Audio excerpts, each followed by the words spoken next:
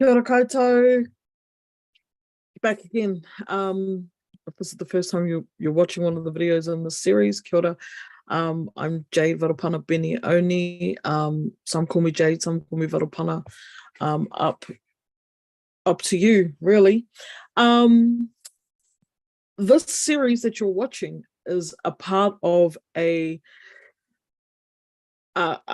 series that is dedicated to encouraging and inspiring resilience, and not just any old resilience, not resilience that is made from force, but a resilience that is made from surrender. And what better way to you know go into surrender than talk about curiosity. So um resilience, as I've mentioned in a few of these videos, is the down payment to creating change, to learning to communicate in new ways, to building new pathways for ourselves. There's really two ways that we can go about creating change. We can do it with force, with brute force, and determination and this force type of resilience, or we can go about it from a place of really slowing and listening and learning and detaching from what we think and what we think, and really listening to what is here for us to learn in order to create change, in order to start communicating and living in different ways. Yeah, we can. I see just so many people in the world, and I know this, I see it because I've lived this way for so many years, which is forcing results, forcing change, forcing new ways of living. And I know it so well. So I don't say it from a place of like, this is what I see y'all doing and y'all better cut it out. Like I understand the signature, the tone, the consequence of forcing change and creation. And the reason why I'm even putting this series out is, over the last 7 years, that's all I've done, y'all, was like force.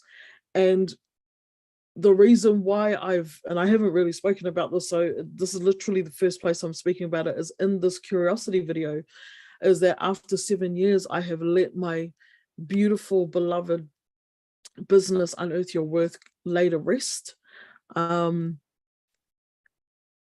Because of, in a nutshell, all the force and all the parts of me that were, you know, really attached to forcing a way through and making a way out of no way through force, though. Everything that was imbued in that container of Unearth Your Worth has been, surrendered, detached from, and laid to rest. And what's come through here now is just me, Jade Benioni, and I'm here to just offer my services as a way to empower those that give a shit about listening. So with that being said, let's jump into our next topic, which is curiosity.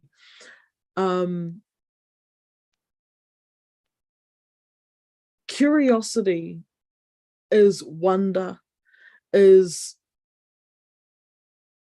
the remnants of our childlike abilities. It is exploration, it is surrender, it is detachment in action. Why so? How so? The very moment you open your mind, yourself, to be curious about a situation, genuinely curious, not curious to, not the curious that I sometimes get from my partner, like, I'm curious about, not the curious to like try and back your point up or justify or protect yourself, but a genuine curiousness to understand, to see, to expand, to open. That type of curiosity is detachment in action. It opens us up. And I want to share a little story about where I first learned about curiosity. So 2015, I began studying human behavior, coaching in human behavior. I was already a coach. I'd been coaching for 8 years in organizations, helping people get from A to B, helping people get from A to B without telling them, get your ass to B. That's really the art of coaching, is guiding someone from A to B, guiding a horse to water. But, there's that saying, you can lead a horse to water, but you can't make them drink. Well, a coach is, in my opinion, is guiding someone from A to B, but without telling them. It's about asking questions in order for the person to lead themselves to the well or to point B. And so where I started actually human behavior coaching, because I was sales coaching before that and performance coaching before that, was at the Coaching Institute, where I studied for 2.5 years. And I, in my first year, I was doing pro bono coaching sessions. And one of the things that I remember was the trainers saying, if you ever get stuck on a coaching session, like if you ever get stuck, just listen.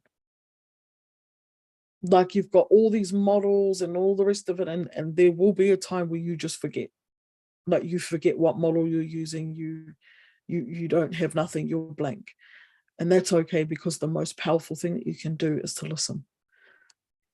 That is the most powerful method of coaching, healing, therapy you could bring, is just to listen. Listen with curiosity. And I was like, okay. And then the day that it happened. And I remembered, that's all right. I forgot the model. I forgot the route in which I've got to take. I forgot what's next. I just went blank, and I just remembered, just listen. Doesn't matter, because they don't know. The client doesn't know what you're up to with your pathways and your models and your everythings. And so that was really the beginning of me going on this other journey to detaching. I mean, I wouldn't say it happened like as straightforward as that, but it really just taught me that, the most powerful thing is to be curious, is to remain curious. So that was my first, run-in with curiosity and the power of it. It taught me to be humble, because I didn't have anything. I was blank in that session. I had nothing to fall back on except for the grace of curiosity. And it showed me, it humbled me. But not only that, it felt good not to have to do anything in the session. And it was still beautiful for the client. So that was awesome. Also, when we can be open to curiosity, the world opens for us. And another way that I like to describe curiosity and how it can be used, or why it's so important, or to back up why it's so important, is because, when we can open to curiosity, the world opens to us. And how I've seen this work is, sometimes we find ourselves in situations where we are being asked to open to new ways of thinking, new ideas, new perspectives, and it's a little hard. They could be a little triggering. And look, it's definitely context dependent. Like, as a coach and a mentor, continuously find myself in situations where I realize that the person I'm speaking to, even though we have, a container, a relationship, um, I realize when a person is coming up against what we would call a boundary condition, or something that is quite challenging, or as a new perspective, and is going to require the grace of curiosity. And I always try to remind my clients when we're doing, when we're exploring new perspectives and possibilities, I always find myself reminding them to, just to check in with, where they could find truth in what's being discussed, because I think the opposite to curiosity is resistance, and just like put up a brick wall and off we go. But curiosity opens, and it opens to new truth. It's expansive, and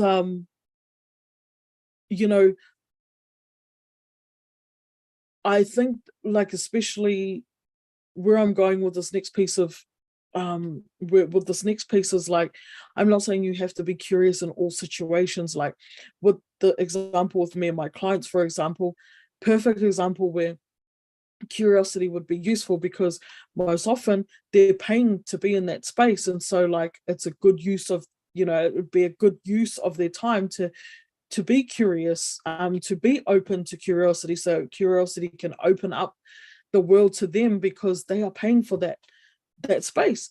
However, you don't have to be curious with just like any Tom, Dick, and Harry that is giving you new perspectives or challenging you. If you haven't already, you can go back and watch the video on boundaries. But it's very context dependent. So if just someone is just, forcing something on you, and you are feeling some type of way, and you're feeling that in your body, you don't have to do curiosity, you can do boundary, right? And that may be the most nourishing thing for you to do for you. So curiosity is not in all situations. You definitely get to use your judgment there. But where you are drawn to, where you are invested in, where you have relationship and connection, curiosity is a blessing, because when it comes to communicating, you can use curiosity, you can find where there is truth and what is being said or offered, in times where we would generally just put up a wall and become resistant. And it can really help us strengthen relationships, strengthen our communication and trust in our relationships. It can do all sorts of, literally the world begins to open for us when we bring a genuine curiosity. So we can shine this light of curiosity. You can use it like a torch. Where we're trying to find the truth in something, and we become curious and we wonder, and we're in the moment. You can shine that light internally in yourself, or you can shine it around on different perspectives that have been given to you from those that you're connected with. So would love to hear from you if you have any questions. I keep saying find me on Instagram or leave me a comment and I'll probably see it. I could go and set up a link and be like, click the link and like get in touch with me. I ain't got time for that. The energy was right here, right now, this weekend to record this series. It's coming out right here, right now, and I don't got the link. So find me on Instagram or find my email address.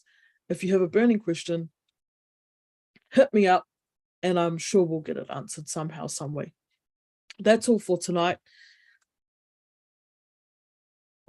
because I'm losing my damn voice.